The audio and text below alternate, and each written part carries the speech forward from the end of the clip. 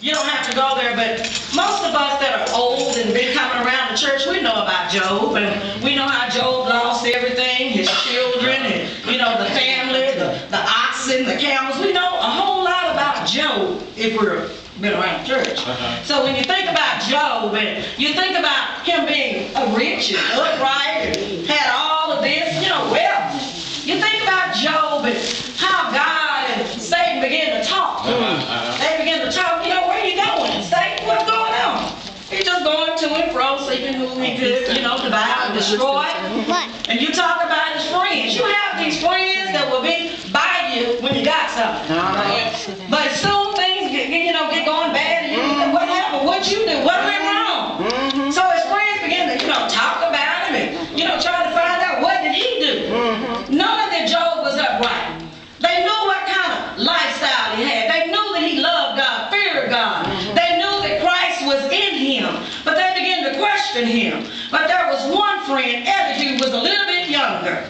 He thought, well, the older ones, they got more wisdom. I'm just going to step back and let them talk. And then it came a point, he said, well, wait, let me say something. I sat and I listened at you talk. And he began to speak, and it boiled down to his meaning was, we already know that he's upright. We already know that he's righteous. Why do you believe, or why are you thinking something, it had to be something Job did? This is just a test. This is just a trial. Something that God is taking him through. So sometimes you have friends that will want to walk away from you when you're down.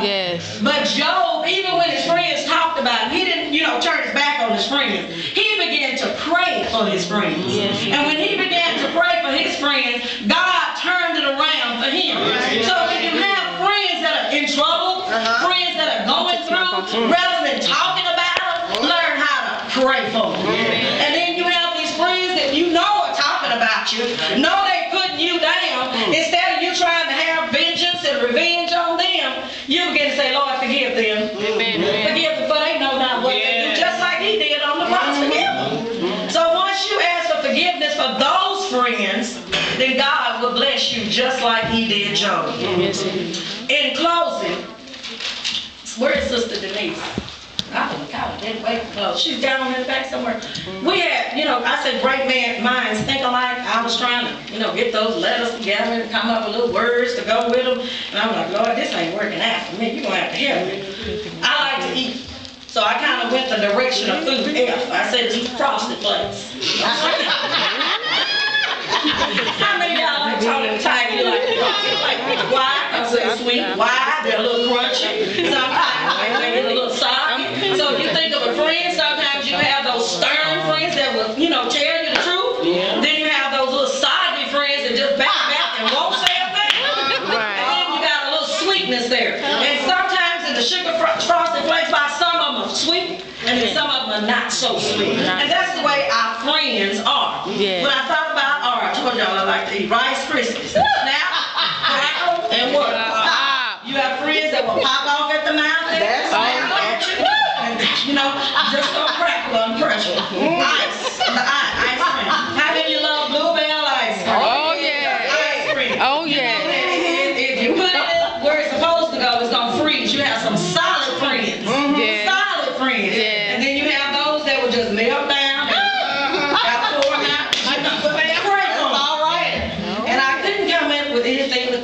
I was sitting there and I wrote an egg.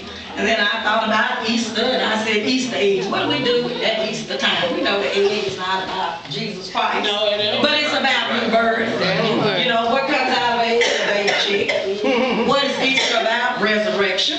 So when you think about Easter and you think about Easter egg, what do the children want to do? Go hunt. So sometimes you have to go hunt your friends, and sometimes your friends will come to hunt you down. But those friends, and nothing either, y'all. A napkin. Sometimes you need a napkin. You need a tissue. Why? To wipe away your tears. And sometimes you have friends that will come to you and comfort you and help you wipe away your tears. D, now you got all that food and all that stuff. You need a diet soda to wash your back. That's not something that I like. But when you think about a diet soda, it has reduced calories. It has reduced calories. So, it can make up from your problems. It can light your load a little bit. And then there's that stuff that we we really like. Sugar. We need to stay away from it, so they got a sugar substitute. So when you think about the sugar substitute, you know, it sweetens things up a little bit. It helps you to calm down. It helps you to think through your situation, and you can begin to pray. Sometimes we're in a situation and we're just not thinking about God. We're thinking about our problems and our troubles. And that's when we need a true friend. And you know, there's only one friend that sticks closer than our brother. One friend. And that friend is Jesus. He can lighten your problems. He's a burden bearer. You can take it to the Lord in prayer. One that you don't have to hunt, one that's always there.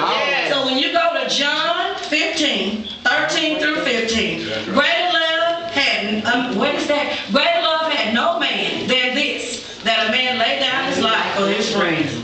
And he told them, ye are my friends. You're not my servants, but you're my friend. You know where I'm going. You know where I came from. And if you be obedient, then you got a way to make it to heaven, to be with our true and living friend. So if you didn't get anything out of this today, just know that there are friends, and there are friends, and there are friends. But the best friend of all is nobody other than Jesus Christ.